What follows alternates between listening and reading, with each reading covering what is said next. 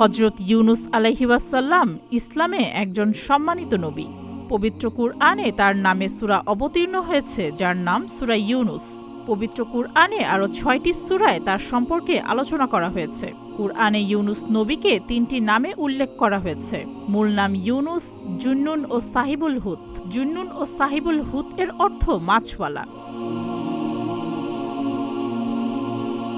হযরত ইউনুস আলাইহি ওয়াসাল্লামকে বর্তমান ইরাকের মোসুল নগরীর নিকটবর্তী নিনাওয়া জনপদে নবী হিসেবে পাঠানো হয়েছিল।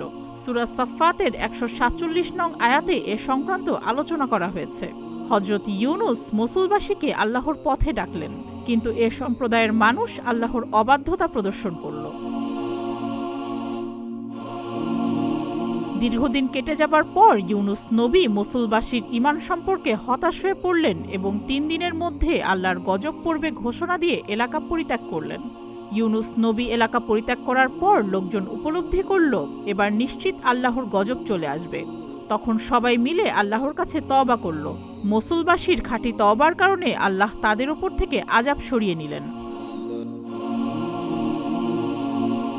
হযরত ইউনুস আলাইহি ওয়াসাল্লাম ভেবেছিলেন মোসুলবাসী হয়তো আল্লাহর আযাবে ধ্বংস হয়ে গেছে।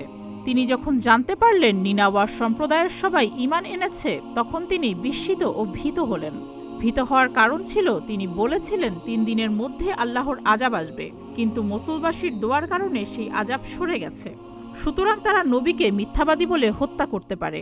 এই শঙ্কায় ইউনুস নবী দূর দেশে হিজরতের ইচ্ছা করলেন। হিজরতের উদ্দেশ্যে মানুষ বোঝাই নৌকায় চড়ে বসলেন নবী। নৌকা মাঝ নদীতে যাওয়ার পর প্রচণ্ড বেগে ঝড় শুরু হলো। নৌকা ডুবে যাওয়ার অবস্থা দেখে মাঝিরা বলল, কোনো অন্যায় কাজ করে কেউ নৌকায় উঠলে এমন পরিস্থিতি তৈরি হয়।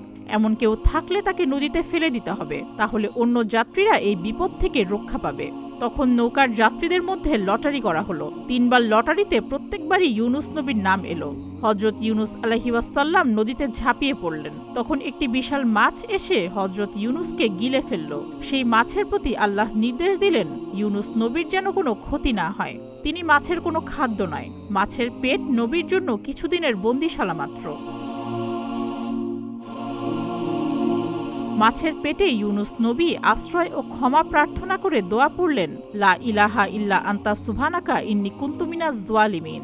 অর্থাৎ, হে আল্লাহ, আপনি ছাড়া আমার কোনো ইলাহ নেই, আপনি চিরপবিত্র, নিশ্চয়ই আমি নিজের ওপর জুলুম করে ফেলেছি। এই দোয়ার বরকতে মাছের পেট থেকে আল্লাহ ইউনুস নবীকে মুক্তি দিলেন, নয়তো কিয়ামত পর্যন্ত মাছের পেটেই নবীকে থাকতে হতো। কিছুদিন পর মাছ ইউনুস নবীকে নদী তীরে উদ্গীরণ করে দিল। আল্লাহ সেখানে তার শারীরিক সুস্থতার জন্য লতা বিশিষ্ট একটি গাছ লাগিয়ে দিলেন। হযরত ইউনুস আলাইহি ওয়াসাল্লামের ঘটনা থেকে আমাদের শিক্ষণীয় বিষয় হলো, যে কোনো বিপদে আল্লাহর কাছেই আশ্রয় চাওয়া উচিত। হাদিস শরীফে এসেছে, যে কোনো উদ্দেশ্য হাসিলের নিয়তে কেউ যদি লা ইলাহা ইল্লা আনতা সুবহানাকা ইন্নী কুনতু মিনাজ জালিমিন দোয়াটি পড়ে, তবে আল্লাহ তাকে বিপদ থেকে রক্ষা করবেন। আল্লাহ এসব শিক্ষা আমাদের জীবনেও বাস্তবায়ন করার তৌফিক দিন। আমিন। সুস্মিতা, প্রতিদিনের বাংলাদেশ।